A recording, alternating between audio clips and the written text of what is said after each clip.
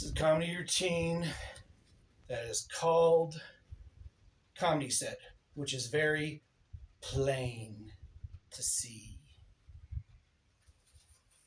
The introduction is called Jokes That Are Plain Prelude. The name's Meredith. Guy is my Christian name. I used to do comedy routine generally at one comedic bar and one club, and I was the number uno man a coffee shop called for the opening. I have a long joke, and a short I retell I found, I think, in an adolescence joke book. Rest are from a copy machine joke. Comic, George Carlin, two other one comic stand-ups I forgot. Comedic set that is plain to see. Here we go travel with airplanes. The stewardesses are hurrying all of us in this big airline Boeing. Get on the plane, get on the plane. I say, screw you, woman. I'm going to get into the liner. I would think there would have less air blowing us around in the Boeing. Perhaps David Blaine could go on top of it. I cannot. The stewardesses are soon doing the safe lecture, saying, in case of ocean touchdown, your seat has been invented so that it is a life preserver. I said to the guy next to me, if they're going to have a cushion that could turn into something else, why can't this chair transmogrify into a chute?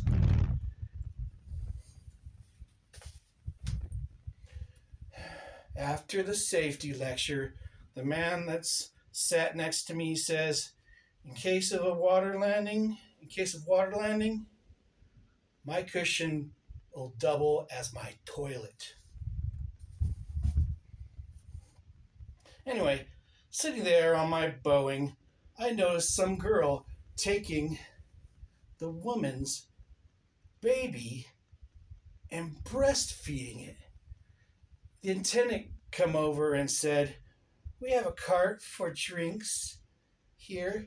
Would you enjoy any drink in general?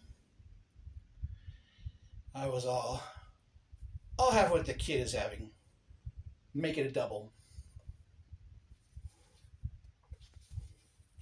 But folks, I was taking an airplane halfway across the U.S., and I remembered my free honey roasted peanuts. I said, stewardess,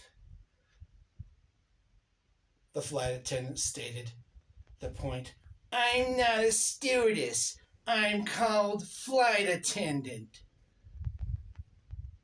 I said, whatever you are, get my peanuts. You're not good for anything else. So there I was, in the airplane.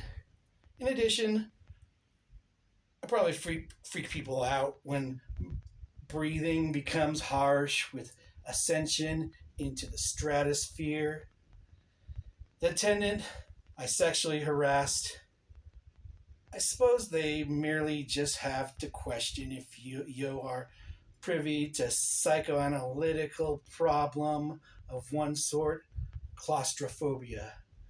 Otherwise, there's fear of heights that may make one a disturbance to some passengers if I open a door to cause a distraction to the pilot. Persons whom get acrophobia open the airplane door. They'd rather fall out than be at 6,000 feet. Though I do not know about that attendant. She was not going to talk to the pilot about landing due to how I bothered that flight attendant. That attendant was going to make us all suffer due to it.